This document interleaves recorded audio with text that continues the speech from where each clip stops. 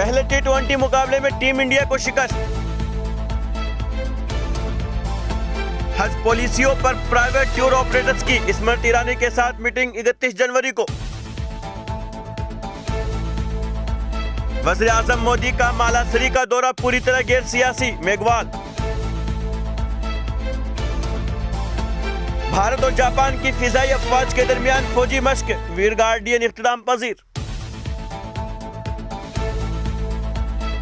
प्रियंका गांधी और महबूबा मुफ्ती भारत जोड़ो यात्रा में शामिल होगी। अमीरा अलगवाबी कनाडा की पहली मशीर बराए एंटी इस्लामोफोबिया मुकर्रर।